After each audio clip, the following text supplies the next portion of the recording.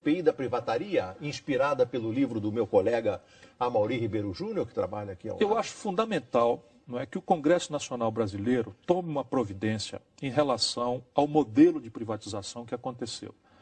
Por quê? Porque ainda há muito equívoco, há muita manipulação ideológica, muita exploração, porque como há muitos defeitos no Estado brasileiro, muita coisa mal cheirosa, então a ideia simplória de uma privatização ainda prospera na cabeça das pessoas como uma solução para esses desatinos. Mal comparando, né, não é original a figura, mas é como se você, vendo uma vaca meio infestada de carrapatos, resolvesse ter uma solução fatal. Dar um tiro na testa da vaca para liquidar os carrapatos. Um pouco mais mal comparando, foi isso que aconteceu.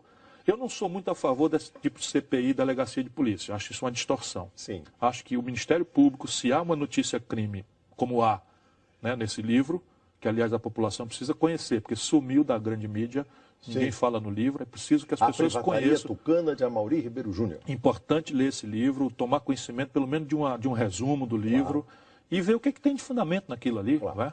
Mas essa é a proposta do líder do PT no Senado, o senador Humberto Costa, do Pernambuco, que sugeriu que o Ministério Público Evidente. e a Polícia Federal investigassem as denúncias do Amaury. Como a Polícia Federal é subordinada ao Executivo, é de bom ouvido que seja o Ministério Público. Tá certo. O senhor acredita, então, que essa CPI sai? Não. Não. Não. Também não. Porque, vou explicar de novo, né? Porque envolvido na privataria ou na privatização ao modelo Fernando Henrique Cardoso, estão todos os megagrupos, ou todos é uma palavra que eu não deveria usar, quase todos os megagrupos econômicos do país, inclusive aqueles da comunicação. Então, não é provável, porque o poder real no Brasil são essa gente, está nessa gente, né? A plutocracia, né? O governo de ricos, né? Bancos, megacorporações de mídia, né?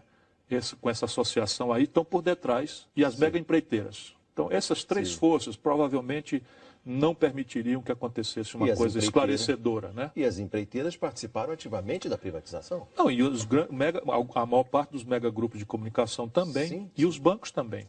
É um negócio de cinema, porque aquele do Daniel Dantas, por exemplo, o Fernando Henrique obrigou os fundos de pensão a comprar a maioria do capital, mas ao mesmo tempo entregar, por um acordo de acionista, o controle ao acionista minoritário. Exatamente. É como se a gente se juntasse aqui, nós tudinho, comprássemos uma coisa, cada um dando R$10, coisa custou 100, e ele ali deu R$1. E a gente assina aqui um acordo que o 99 aqui não manda nada e que ele que tem R$1 é que manda. Assim é garapa. Parece que é irônico, mas foi o que não, aconteceu. Mas por isso que é importante uma CPI, para poder desnudar esses preconceitos, né? E depois os padrões de eficiência.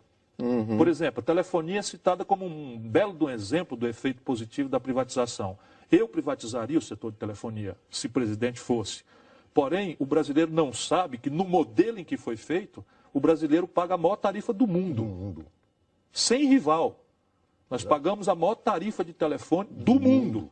E se for um pré-pago, que é o do povão, aí é que é caro mesmo. Não tem comparação.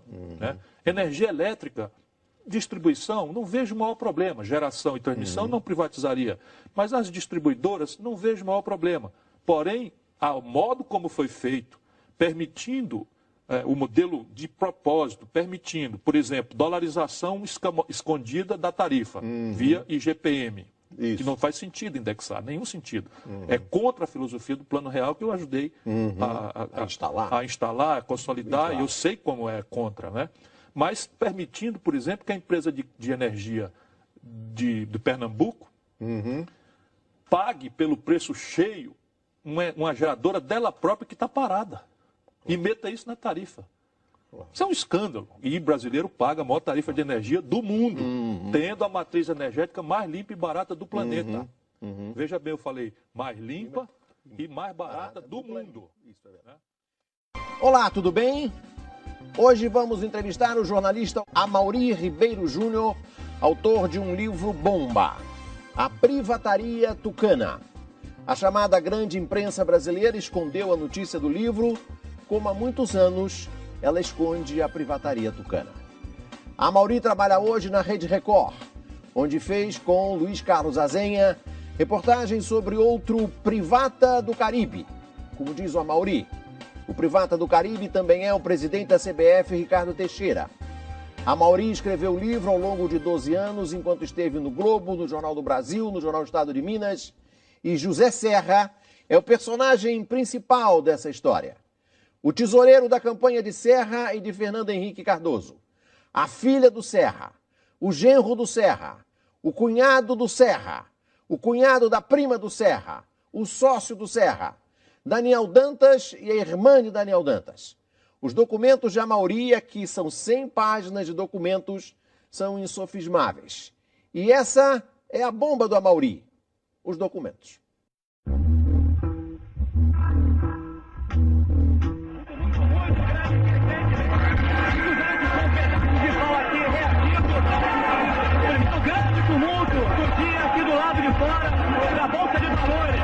Em Brasília, o presidente Fernando Henrique Cardoso passou o dia acompanhando a disputa judicial em torno da privatização da Companhia Vale do Rio Doce.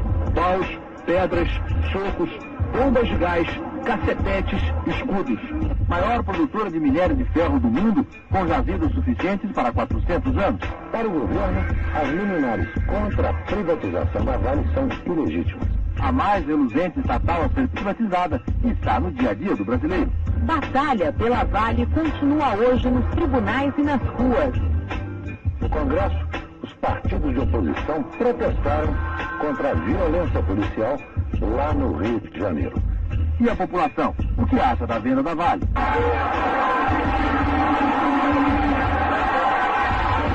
A batalha acontece no meio da rua.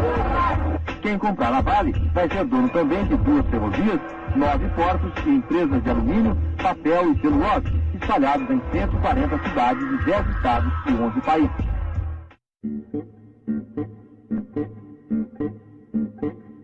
A coisa acaba, né, culminando na assinatura dos chamados Acordos de Washington, que foram os acordos pelos quais o Brasil era obrigado cativamente a fornecer borracha e minério de ferro para a necessidade de guerra das Forças Armadas norte-americanas.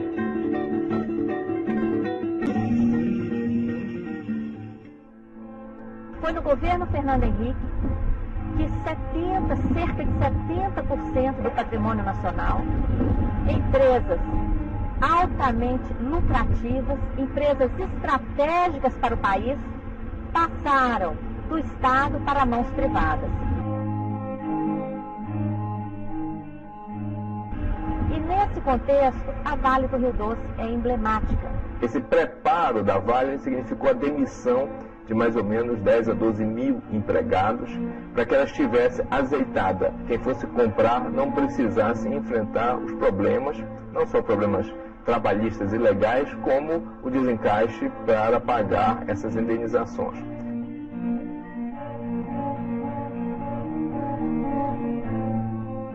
A Vale do Rio Doce, na época, já era a principal produtora de minério de ferro do mundo, de ouro da América Latina, detinha os direitos minerários sobre 240 mil quilômetros quadrados. Além do ferro, do ouro, tinha cobre, alumínio, nióbio, urânio e dezenas de outros minérios. E também detinha a concessão de 2 das maiores ferrovias do mundo, terminais portuários, tinha a maior frota de navios granelheiros do mundo. Tudo isso foi vendido a preço de banana, como a gente fala, né, por 3 bilhões e 300.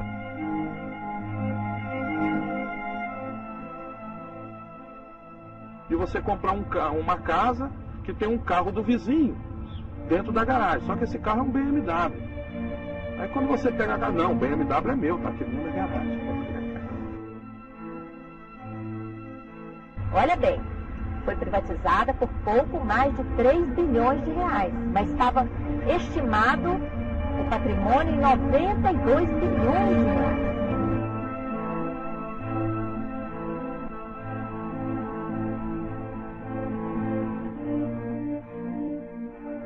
O preço era absurdamente baixo, era preço de banana, não de minério de ferro. Só o lucro da Vale do Rio Doce em 2006 foi de 12 bilhões e 400. E nesse primeiro trimestre do ano de 2007, o lucro já atinge 5 bilhões de reais.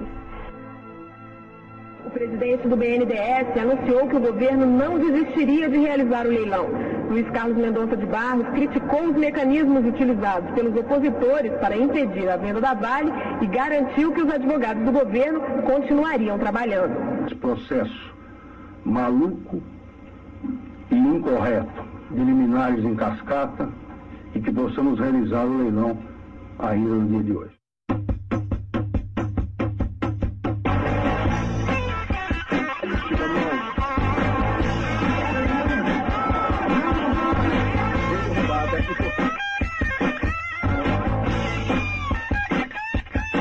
Houve uma insurgência por parte de grande parte dos movimentos sociais, muitas mobilizações em diversos estados, mas infelizmente, apesar dessa insurgência, dessas manifestações, o leilão ocorreu. O Estado brasileiro não era dono da Companhia Vale do Rio Doce. A Companhia Vale do Rio Doce é um patrimônio que pertence ao povo brasileiro. O Estado é mero gestor. Um desrespeito ao povo brasileiro em vender, em leiloar o que é patrimônio público sem uma consulta a este povo. Ora, nenhum mandatário, nenhum gestor pode vender o bem que pertence ao proprietário sem o consentimento dele.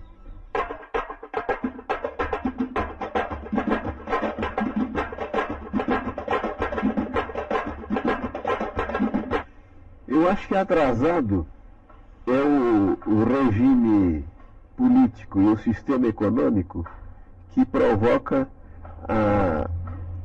o aprofundamento da separação entre ricos e pobres. Porque a justificativa era de que deveríamos privatizar tudo para pagar a dívida. Privatizamos por preços irrisórios, a dívida aumentou e nós ficamos com um problema social ainda maior. A dívida interna ultrapassa R$1 trilhão, a dívida externa ultrapassa 200 bilhões de dólares. No ano passado, no ano de 2006, cerca de 36,7% do orçamento público foi destinado para o pagamento de juros e amortizações dessas dívidas.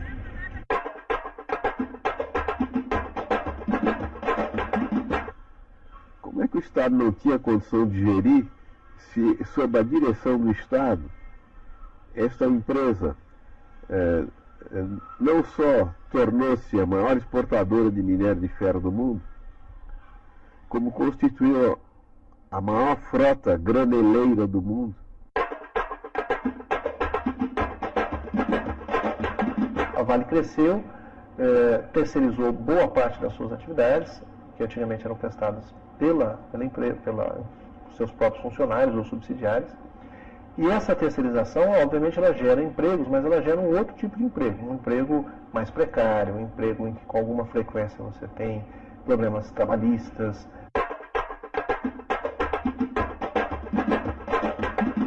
Claro que é possível.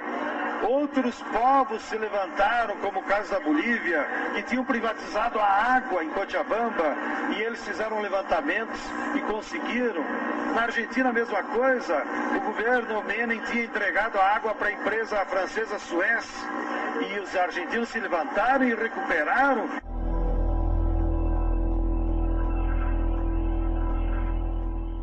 A partir do momento, a Vale tinha um papel claro, enquanto estatal, de atuação no desenvolvimento desses municípios. No momento da privatização, esse apoio que era dado aos municípios como política pública deixa de existir. As atenções não são voltadas mais para essa zona de amortecimento, no caso que a gente chama daqui dessa região próxima a Carajás. Então ela não tem mais nenhum vínculo com o social, isso ficou claro, né, depois que ela foi privatizada. Uma dimensão predatória dentro do território capixaba.